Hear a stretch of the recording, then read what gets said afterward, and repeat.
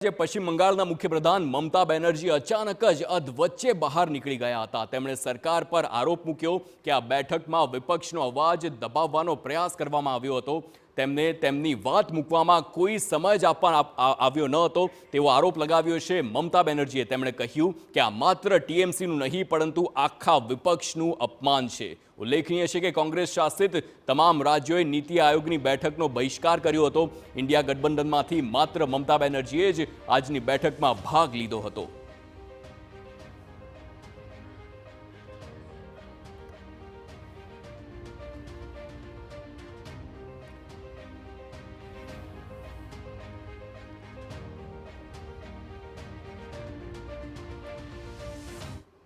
देखिए, मैं बोलने चाहते थे थोड़ा बात, लेकिन मेरे को बोलने के लिए वो 5 मिनट में स्टॉप कर दिया।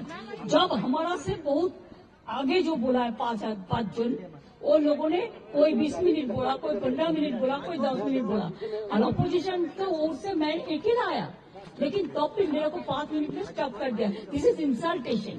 I will not attend any meeting. सब रीजनल पार्टी का इंसल्ट है। તેમણે જણાવ્યું કે નીતિ આયોગની આ બેઠક હતી અને આ બેઠકમાં વિપક્ષમાંથી માત્ર તેઓ એકલા જ હતા જેઓ હાજર હતા, પરંતુ તેમણે બોલવાનો સમય આપવામાં નથી આવ્યો।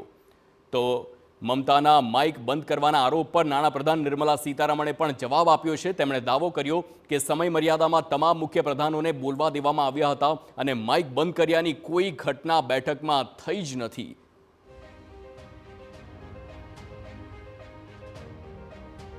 She participates in this meeting, puts forth her case, speaks for West Bengal, and as she said in the meeting, she spoke for all the opposition. But even as she was doing it, and we were hearing, as per the procedure, if she's reminded that her time is over, even with the mic on, she could have requested that she's going to continue speaking like some other chief ministers did.